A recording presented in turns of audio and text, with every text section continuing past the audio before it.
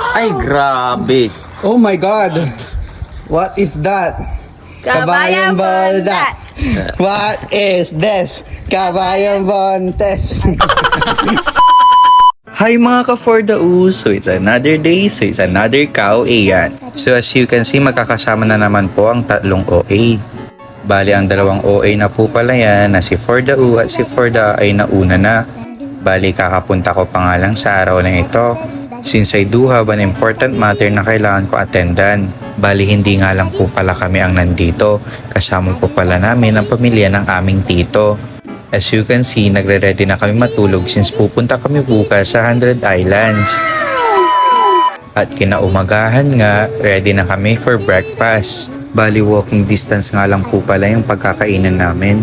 So it's like a cafeteria here inside of the Team Energy Power Plant. As you can see, aapa lang kaming bata dito. Kasi si For the U nagbawas pa para sulit ang bayad. Wow, for the sulit!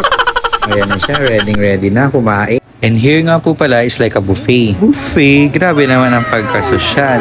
So here sa first choice po namin, meron pong sinangag na kanin at yung normal rice lang po. The second one naman po is yung patatas na may itlog. Potato with egg ba pag sa English? Wow, for the English. And sa third menu po nila ay merong fried kabasi. Parang daing nga kumbaga, pinasosyal lang. And here naman, meron tayong pork tapa. At ang panghuli ay yung egg. Parang hindi ba nagsasawa yung chef sa pagluluto ng egg? May egg nga ulit dito. Baka maging itlog na kami. Pero as a kid, syempre hindi namin palalagpasin yung cereal. Kasi as a children, since we need balanced diet. Kaya, go, grow, grow! So while eating nga po pala, may magandang view kami dito sa gilid. Sa sobrang ganda, parang Tagaytay ang vibes. And here, babalik na kami sa aming unit para maghanda na. At ang dalawang pinaka-OA nga ay naghanda na ng kanilang mga posing. Hindi mo nga mawari kung tao pa ba ang dalawang ito. Para ng monster eh. Then we started to go sa lugar kung saan sasakay kami ng bangka. And then may bago pala tayong recruit na mga ka-OA. Di ko alam kung nahawa sila sa ka-OA-an namin or OA na din talaga sila. O tignan nyo, mga OA talaga. Halatang magkakadugo eh. Parang walang hindi OA sa pamilya namin. And now, nandito na nga po pala kami sa place kung saan nandito ang aming tour guide. Ang pangalan niya po pala si Kuya Paul. Hindi po yung OA Baka po kasi malito kayo since dalawa silang nakasalamin. And here nga po pala yung dagat papunta sa 100 Island. Ang ganda nga pala dito kasi ang linaw ng tubig. Pero hindi pa ito yung 100 Island. And now we're on the way sa 100 Island. Napaka-OA talaga oh. Tignan mo yung mga kasama natin ang tatahimik. Saka ikaw lang ang maingay for the O. Tsaka nga pala, bago kami makapunta sa 100 Island, we need to go here sa Bolo Beach. Here nga po pala is magbabayad for entrance fee papunta sa 100 Island. And after day pay, papunta na kami talaga sa 100 Island. Here makikita nyo, naglalagay nga po pala kami ng sunscreen sa aming mga muka. Pero yung isa parang nagtatanggal ng libag eh. But first, ang una naming station ay itong Jesus Christ statue. And here, nakababa na nga po pala kami sa bangka. And naakyat po pala kami para marating ang tuktok. Bali, excited nga po pala kami dito kasi mag-hiking daw kami. Dito po pala sinusundan namin si Kuya Paul. And tinuturo-turo niya kung saan kami dadaan. Pero si For the U lagi akong gustong tignan.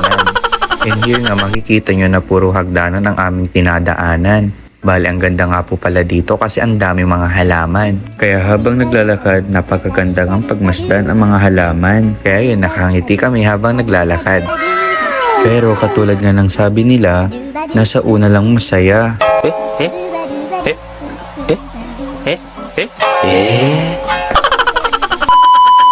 Kasi nga makikita nyo sa mukha ng mga OA na napapagod na sila. Hingal to the max, kumbaga. Pero tignan nyo si Kuya Paul, oh. Easy-easy niya lang. Sana all, Kuya Paul. A few inches later.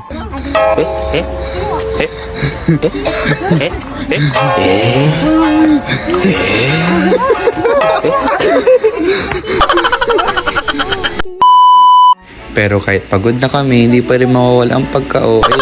After we reach the top, pumunta naman kami dito sa parang bridge nila. Hindi na po pala kami nakapag-video sa taas since napagod po kami. Kaya ito, puro picture lang.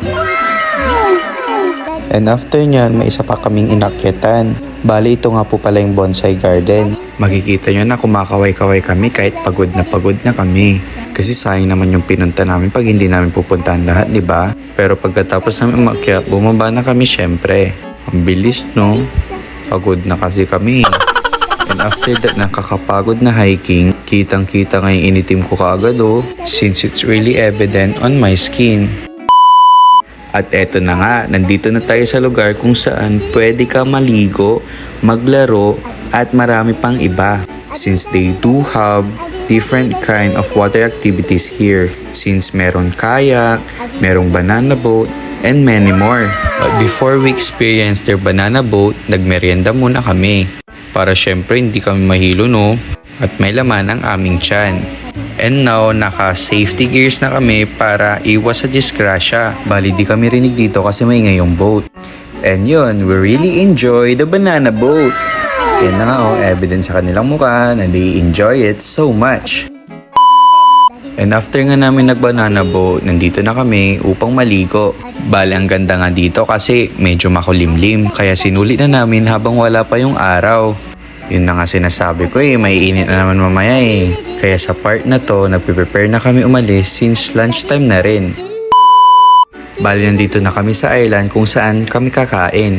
And maliligo nga po ulit kami mamaya dito sa island na to kasi daw mababaw lang po ang tubig dito. Kaya nga magkakaya kami maya-maya. Here, pagkatapos po namin kumain, kasama ko na si Fordao para magkaya.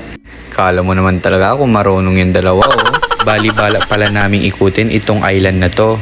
Di po pala kami natatakot kahit malalim since hindi naman po maalon. And also, mayroon naman kaming life vest. Kaya we try na rin kasi kailan ba namin susubukan kung hindi ngayon, di ba? Sayang naman, nandito na kami. One eternity later.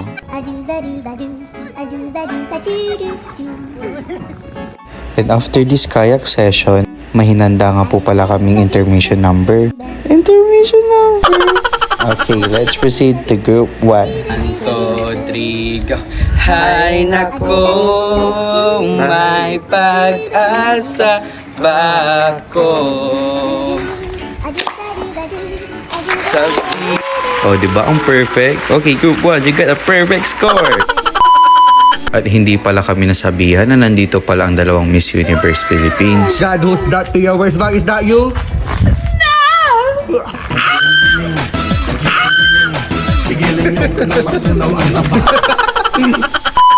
Catriona, is that you? Ay! Ay! Ay! Ay! And before we go back sa unit namin, pinapatapos pala lang namin yung oras namin here dito sa kayak. Bali, enjoying the scenery ba? And gusto ko lang pala mag-iwan ng reminders. Since we experience a lot of things, specifically our up and downs experiences, we should find a time na para makapag-relax din tayo. Kaya dapat humanap rin tayo ng time para sa ating sarili. Magbakasyon ka kasama ng iyong pamilya, even with your friends, or kahit sinong tao basta masaya ka habang kasama sila. Since you deserve it, we deserve it. Kasi after this happy day, nandyan na naman yung panibagong pagsubok na harapin natin. So kahit nandyan na yung mga struggles, at least nakapag-recharge na tayo, di ba? So ayun lang mga ka-Fordao, I hope you enjoyed this video.